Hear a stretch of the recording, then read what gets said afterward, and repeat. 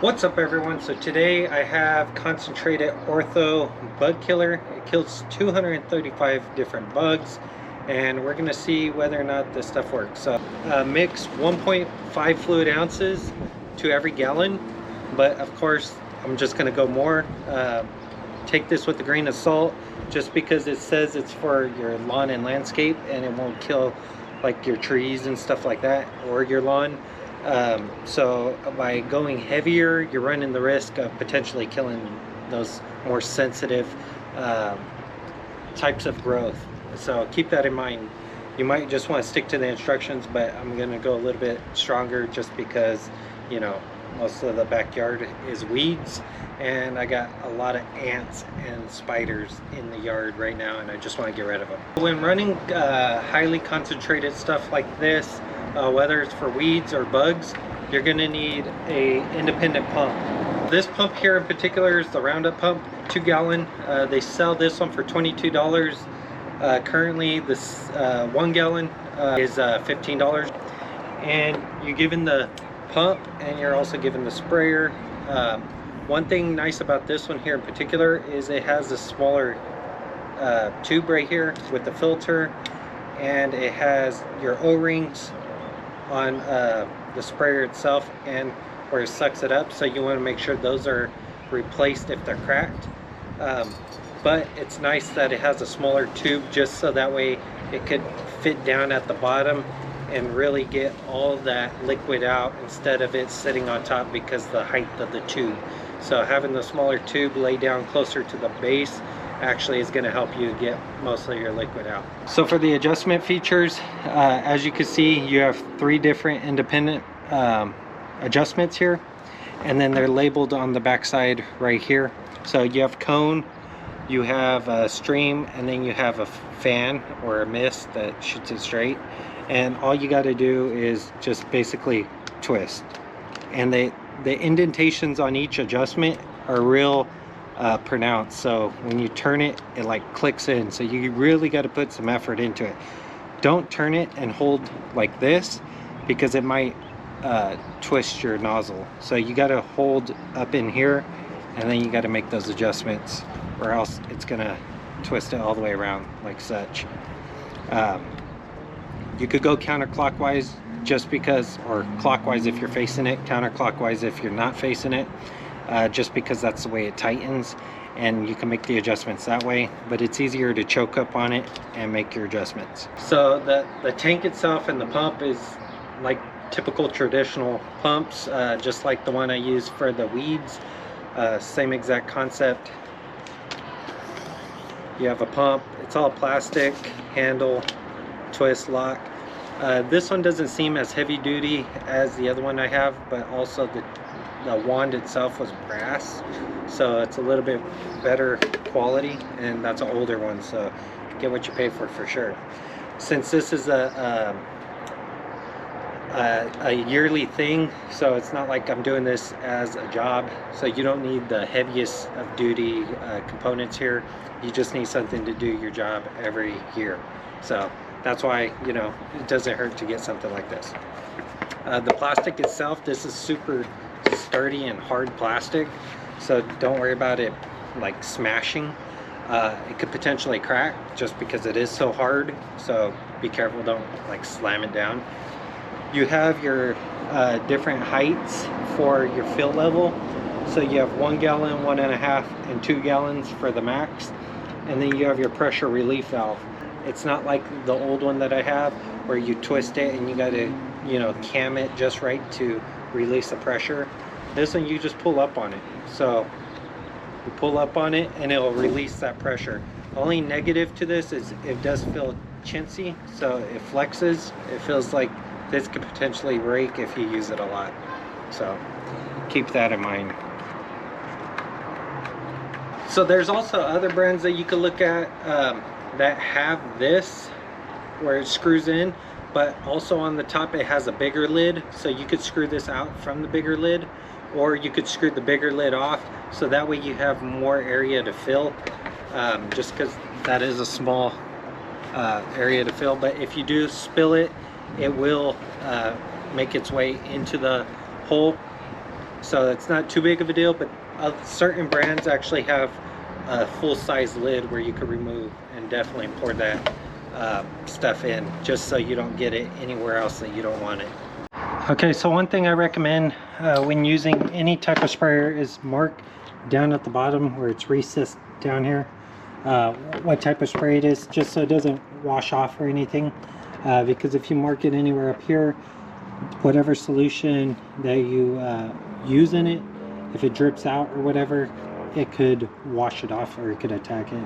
Another thing I didn't mention earlier, but this, after using it, is a pain in the butt, because you got to always hold it open like that to release the pressure every time you want to refill it. So before you take this off and pull out the pump, you got to release the air pressure in there, and you got to hold this open until all of it's done, or else all that liquid's going to shoot up in your face, whatever's left in.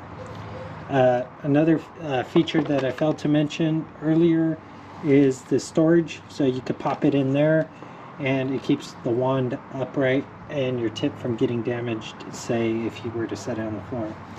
You also have this locking mechanism, so if you want to do it automatic, where after you pump it, you push this to engage it, it'll continuously spray without you having to actuate this. I do like this larger thumb indentation. It is pretty comfortable versus some of those other ones where you got to squeeze the whole grip because it's a metal piece that comes all the way down. Then you have your rebuild area right here for this mechanism, the on and off mechanism for the trigger. You also want to make sure whenever you're storing this that you rinse it out. So I filled it up with water, dumped out the water, filled it up. When I mean fill it up, I mean put some water in it, mix it up, dump it out, fill it up again to say about an inch off the bottom, pump it up and let some water run through it, just so that way the solution doesn't attack your O-rings or dry out any of the O-rings, depending on whatever additives they have. So it's a good way just to clean everything out. I also recommend after you're done to leave this lid loose, just so that way it doesn't have to be completely loose, just don't fully tighten it, so that way it doesn't destroy your rubber gasket by it just, you know, crunching it down for a long period of time, but also so that way any of the moisture and stuff could evaporate out of your tank. You could also leave it open. I just didn't want any dust and dirt to get in there, so that's how I'm going to store it for now. So I'm going to spray all this area and see what it does. Hopefully it doesn't kill any of the grass, but like I said, most of this stuff is weeds, so I'm not too worried. That being said, when I spray it, hopefully that fan on that certain pattern that I'm going to use, which is this, so hopefully the fan or the cone is able to evenly distribute that stuff in a wider volume, just so that way I don't have to sit there and go back and forth. I could miss the whole thing really fast.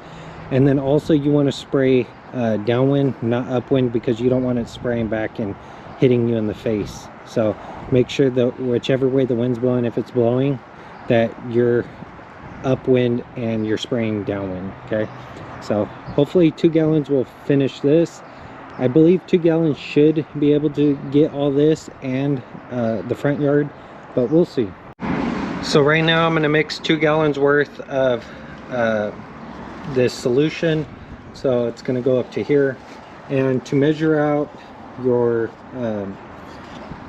solution, it has milliliters on one side and it has fluid ounces on the other, and then the graduations of that, and this is all inside the lid, so keep that in mind. Everything you need is inside the lid to measure it out, which is pretty cool. And then on the side it also tells you 3 fluid ounces to fill it all the way up, or 80 milliliters if you filled it all the way up to that line, so you don't have to exactly look inside. So here's a example of the 3 different positions that you could turn this nozzle.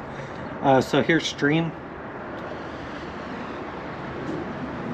Okay, you're looking about, I don't know, 5 feet throw, and it shoots in the diameter of, say, something like a super soaker.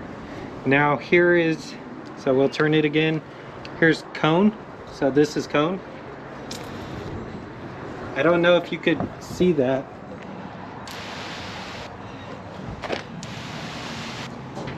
So it does shoot about maybe 12 to 24 inches in a cone-like fashion. A really nice spread, to be honest.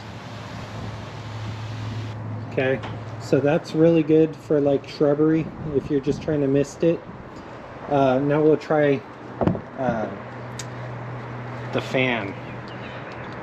Okay, so here's the fan. So the fan shoots about, I'd say about 12 to 24 inches, and in width you're looking at starting about maybe 3 inches, and then by the time it's done, maybe like 12 inches in width at the very end. So the way I applied this is, of course, I made passes back and forth within the rows. So the same distance rows, I kept the fan above about a 12 inch above the grass and made those passes, which gave me like a 12-inch wide spray. So I did everything, and that took me about 4 gallons to do this whole backyard, including behind the shed here, and then along the side. I still need to do the front yard, which will probably take another 2 gallons. But yeah, I sprayed this entire yard with it. If you don't want to do that, and then also I sprayed some stream action in this dense foliage, just because I knew the mist would sit on top and I wanted to penetrate further down as well. So I used the stream to penetrate deeper, because it throws more liquid in a concentrated area, allowing that weight to push into that brush. So like I said, the reason why I chose Ortho is because I trust their perimeter and indoor defense stuff. I know it works well. But that being said, there's no way to gauge whether or not this stuff is going to work. But if it definitely didn't work in the areas that I sprayed, like the ant mounds and stuff like that, where I know there's a lot of ants, I'll definitely update that. But that's going to complete today's video. If you want to see content like this, especially home renovation content, definitely consider subscribing and giving me a thumbs up. It's greatly appreciated. Until next time, I'll see y'all in the next one. Thanks for watching.